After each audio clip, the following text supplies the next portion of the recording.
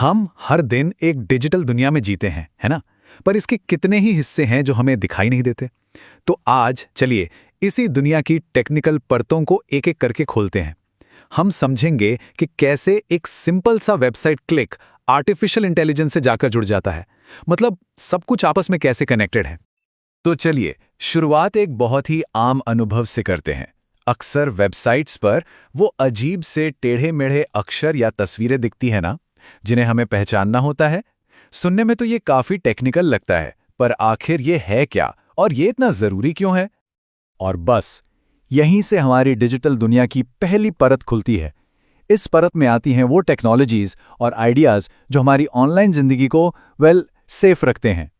तो ये जो चीज है इसे कहते हैं कैप्चा। समझ लीजिए ये हमारी ऑनलाइन सिक्योरिटी की पहली दीवारों में से एक है। इसका काम बहुत ही सिंपल है। ये पता लगाना कि वेबसाइट को कोई इंसान इस्तेमाल कर रहा है या कोई ऑटोमेटेड प्रोग्राम जिसे हम बॉट कहते हैं। और इसका मकसद बस बॉट्स को फेक अकाउंट्स बनाने या हर जगह स्पैम फैलाने से रोकना। लेकिन सवाल यह है कि कैप्चा काम कैसे करता है। देखिए इंसान जो है वो टेढ़े-मेढ़े टेक्स्ट और इमेजेस को आसानी से पहचान लेते हैं, लेकिन बॉट्स जो रिपीटेटिव कामों के लिए बने होते हैं उनके लिए ये करना मुश्किल हो जाता है। हाँ, माना कि ये थोड़ा इरिटेटिंग हो सकता है, पर इसके पीछे एक बहुत सॉलिड सिक्योरिटी रीजन है। अब सिक्योरिटी की बात चल ही रही है तो एक और बड़े खतरे के बारे में जानते हैं, डॉस अटैक यानी डिनायल ऑफ सर्विस। इसमें क्या होता है कि अटैकर्स किसी वेबसाइट पर इतना ज्यादा ट्रैफिक भेजते हैं कि सर्वर ही क्रैश हो जाता है। इसको ऐसे समझिए जैसे किसी दुकान के दरवाजे पर इतनी भीड़ जमा हो जाए कि असली कस्टमर्स अंदर जा ही ना पाएं। और हाँ, हमारी इंफॉर्मेशन को बचाने के लिए एक और चीज है, एन्क्रिप्शन। ये डेटा को एक सीक्रेट कोड में बदल देता है। जब भी एड्रेस बार में HTTPS दिखता है ना, तो उस S का मतलब ही सिक्योर है, मतलब कनेक्शन पूरी तरह से सेफ है। सिक्योरिटी की एक और लेयर है टू फैक्टर ऑथेंटिकेशन, जिसे हम 2FA भी कहते हैं। ये बिल्कुल एक डिजिटल डबल लॉक जैसा है। मतलब सिर्फ पासवर्ड काफी नहीं है, लॉगिन करने के लिए एक और सबूत देना पड़ता है, जैसे फोन पर आया हुआ कोड। तो इसका फायदा यह है कि अगर किसी को पासवर्ड पता भी चल जाए तो भी वो अकाउंट में इतनी आसानी से घुस नहीं सकता। ओके, तो अब जब हमारी डिजिटल दुनिया सिक्योर हो गई है तो अब उसमें काम करने के बारे में सोचा जा सकता है। तो चलिए अब उन सॉफ्टवेयर टूल्स की तरफ बढ़ते हैं जो हमारे काम को आसान बनाते हैं। और इसके लिए हम एग्जाम्पल लेंगे लिब्रे ऑफिस सूट का। कीबोर्ड शॉर्टकट्स ये सच में टाइम बचाने में बहुत काम आते हैं। For example, Libre office writer में किसी वर्ड को ढूंढकर बदलना हो तो बस Ctrl+H दबाने से फाइंड एंड रिप्लेस बॉक्स सीधा सामने आ जाता है। या फिर नया पेज शुरू करने के लिए Ctrl+Enter। ये ऐसी छोटी छोटी ट्रिक्स हैं जो काम को काफी फास्ट कर देती हैं। स्प्रेडशीट्स पर काम करते वक्त एक प्रॉब्लम बहुत कॉमन है। जब डेटा बहुत सारा हो तो जैसे ही हम नीचे स्क्रॉल करते हैं, कॉलम की हेडिंग्स गायब हो जाती हैं। फिर समझ ही नहीं आता कौन सा कॉलम क्या था। बस यही काम आता है फ्री स्पेस फीचर। ये ऊपर की रो को अपनी जगह पर लॉक कर देता है। इससे हम कितना भी स्क्रॉल करें, हमें हमेशा पता रहता है कि कौन सा डेटा किस कॉलम का है। चलिए अब सॉफ्टवेयर से भी एक स्टेप और नीचे चलते हैं, एक ऐसी दुनिया में जिसे हम देख तो नहीं सकते, लेकिन जिसके बिना कुछ भी काम नहीं करता।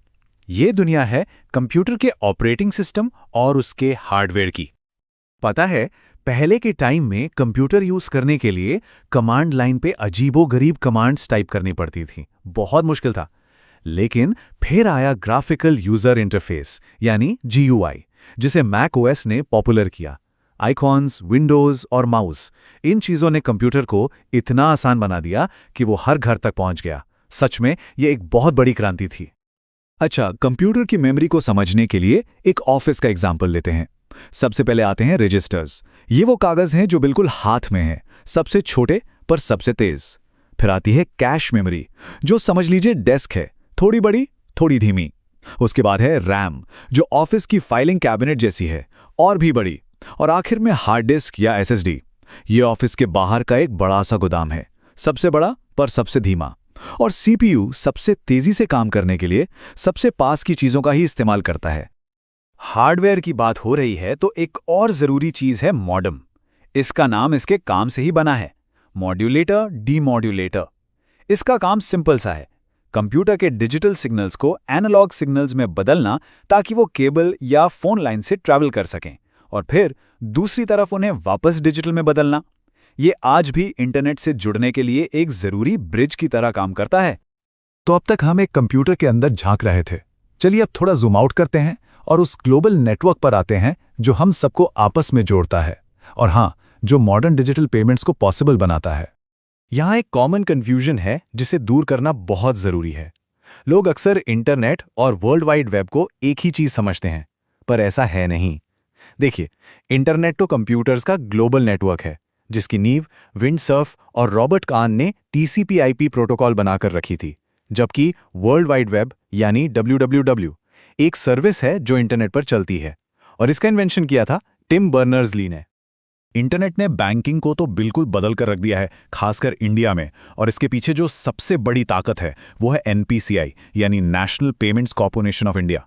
यही ऑर्गेनाइजेशन है जो UPI और रुपे जैसे सभी छोटे बड़े पेमेंट सिस्टम्स को मैनेज करती है।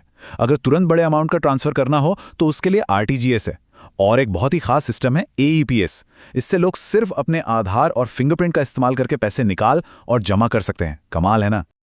तो चलिए अब अपनी इस डिजिटल दुनिया की सबसे अंदर वाली परत में चलते हैं, एक ऐसी जगह जहां एक नई तरह की इंटेलिजेंस उभर रही है जो मशीनों के सीखने और बात करने के तरीके को हमेशा के लिए बदल रही है। हम बात कर रहे हैं आर्टिफिशियल इंटेलिजेंस की।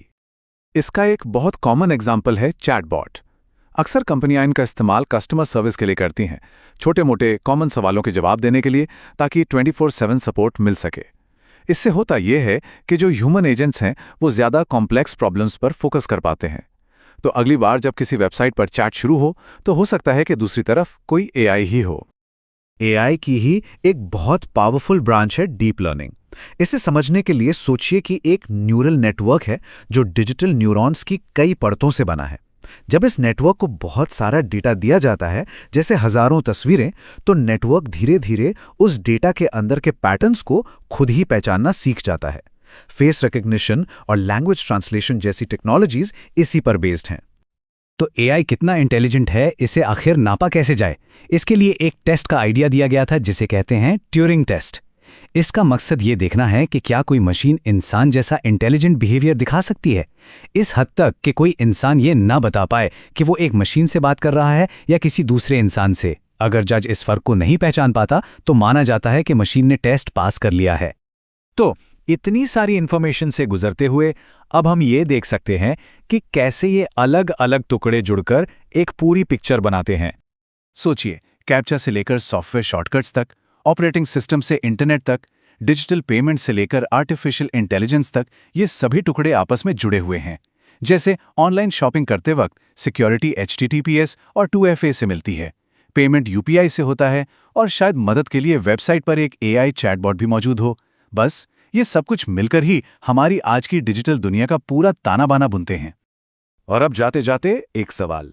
हमने कैप्चा की बात की जो इंसान और मशीन में फर्क करता है, लेकिन जैसे जैसे AI और स्मार्ट होता जा रहा है, क्या हमें ऑनलाइन अपनी आइडेंटिटी प्रूफ करने के लिए बिल्कुल नए तरीकों की जरूरत पड़ेगी?